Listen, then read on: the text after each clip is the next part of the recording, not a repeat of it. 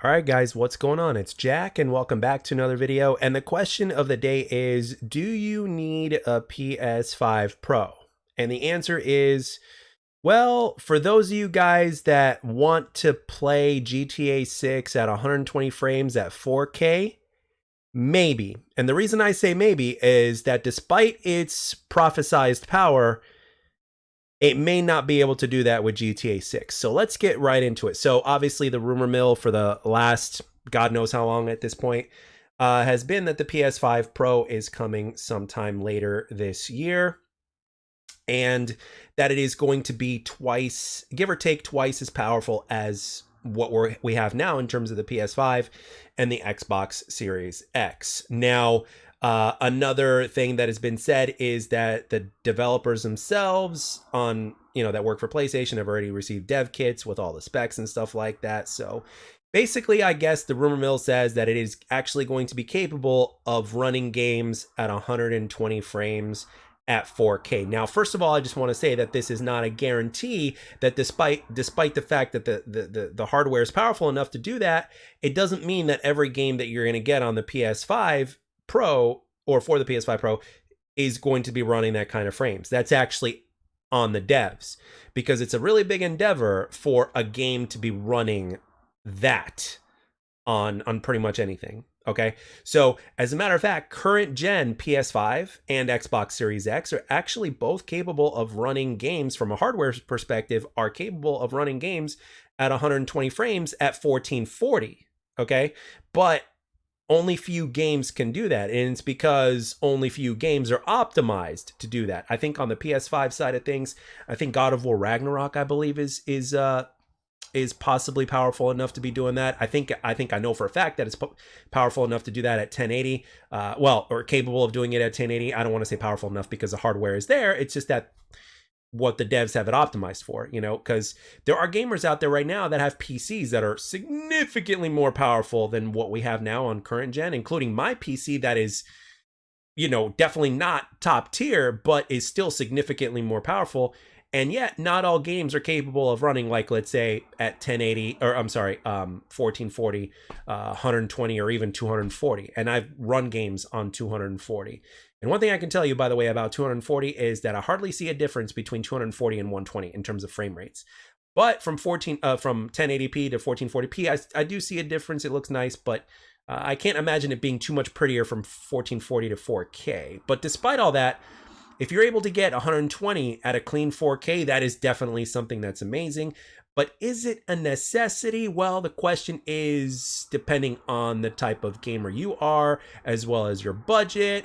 And plus, like I said, it's not guaranteed to be running a GTA 6 at those kind of numbers, because GTA 6 in and of itself is a really big game, and there's no doubt that the game itself looks good. And I think a game like that running at 1440 or even 4K at 60 would still be really impressive. And a lot of games are actually not even capable of doing that. Even on PC, with people that have like 4090 builds, which is the most powerful kind of build you can have, with like 14th gen i9s and stuff, So that just goes to show you that, again, it's on the devs, right? So obviously it might be kind of a hint in terms of that if these specs for the upcoming PS5 Pro are true, that it could be possible that GTA 6 is aiming to get the game running at 120 frames at 4K, which is damn impressive in and of itself. And I think it's going to be the first game ever to be able to accomplish such a feat like that on console, which is absolutely huge. And I have no doubt that it's going to be, for that reason alone, that it's going to be a seller for a lot of people. And I think a lot of people are going to buy a PS4 Pro because of that. But going back to what I mentioned about the gap between, 1440 to 4K or whatnot, like if the eye could barely tell a difference, then I don't think it's worth the money, in my opinion. And granted, again, we haven't even seen the full capabilities of what we have now with with what we have currently right now with the regular PS5 and Xbox Series X. That's why, sometimes you'll see on YouTube here, you'll see some people making videos talking about like how this generation kind of sucks or whatnot, and they're not completely wrong. If you look at the positive side of things, there's definitely some positives to be had from this generation, but at the same time, it's because the generation itself hasn't even reached its full capability. And even if you look at the opposite side of the fence, like the Switch, for instance, which is obviously very weak compared to the PS5 and the Xbox Series X, or even the Xbox Series S, it's very weak in comparison, right? But with that being said, it's still doing very well in terms of its sales as far as the console is concerned, overall in total, as well as the fact that games, first party games that come out for that console still sell very well. And the reason being is because those games are high quality games. So it just goes to show you, quality of game comes first before the hardware of power. So what I'm trying to tell you is that now I have no doubt that GTA 6 is going to be breaking records left and right all over the place. But it's not a guarantee that a game of that scope and that size and everything like that is going to be running at 120 frames at 4K. Now, it may. You never want to underestimate somebody like Rockstar. It may be aiming to do that. But again, it's still impressive, even if it does that at 120 at 1440 for a console like that. But again, just because a console is said to be powerful enough to do such and such doesn't mean that the games that you're going to get are going to be doing that. So I don't want anybody thinking that they actually need the PS5 Pro in order to, get a great experience. You know what I'm saying? Like, don't be surprised if the PS5 Pro is going to be capable of doing a full 4K at 60 instead of 120. And then the PS5 regular is going to be capable of doing, let's say, 60 at 1080 or 1440 at the most, right? Because of how the game is optimized and what the devs were able to dish out. Because like, if you're talking about like doing more frames, I know that that's a big, I don't know the specifics, but I know that that's a big endeavor on the devs. Like, if you want to make a game, a huge game, 60 frames, it's a big deal. Like, for instance, Elden Ring is a huge game, but it's capped at 60, right? Despite the fact that people have, graphics cards on PC that are capable of more, despite the fact that the Xbox Series X and S are capable of, Xbox Series X and the PS5 are capable of doing what they're doing, which is 120 at 1440. Not all games are optimized to be able to do that. And the same thing goes for PC. It's something that PC players have been dealing with for years before 120 frames even became a reality on console. So basically, one of the reasons why I wanted to talk about this is because it is an interesting subject. It's about the PS5 Pro, but at the same time, I wanted people to know, especially those that are not as tech savvy or that might think that they're guaranteed to get these specifications just because they have the hardware.